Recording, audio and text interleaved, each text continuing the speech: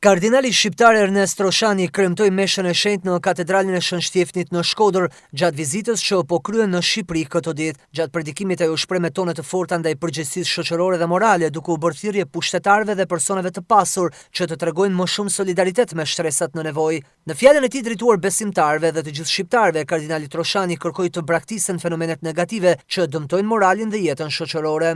Qëndrosh në hirin e të madh Zot, nga çdo formë e immoralitetit, seksit, drogës, çdo formë që i bënësh martesë shajtare, se e ka kriju njeriu në përshirje i madh Zot.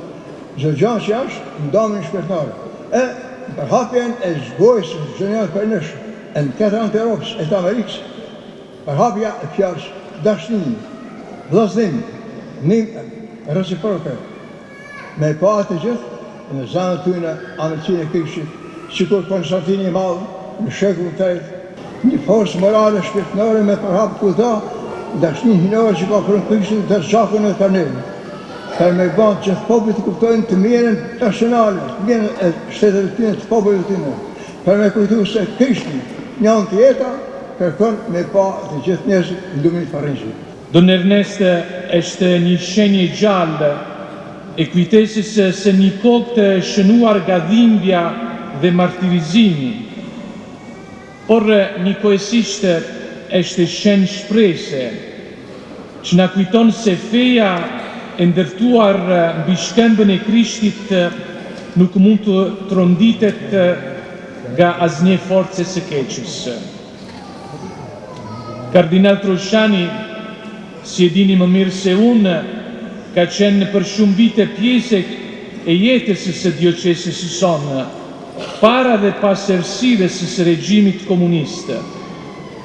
Ai ka përjetuar vështirësi e padrejtësi, eshtje dhe të detyruar dhe vuajtje të pamasë. Megjithatë, në mes të provave, ai nuk u nda kurrë nga e vërteta e Krishtit. Dëshmia e tij e vullosur me flim personale dhe besnikëri të plotë ndaj Zotit dhe kishës së tij, mbetet për ne një shenjë e fuqishme e veprimit të Shpirtit Shenjtë, i cili e ruan kishën gjallë edhe kur shpresa duket se fiton nga errësira.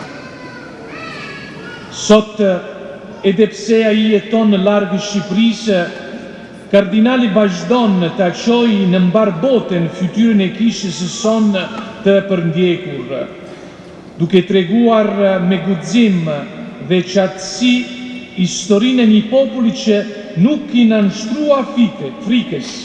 Kremtimi i meshës u ndoq nga 10 besimtarë, ndërsa në fund kardinali Roshani bëri bekimin e tyre.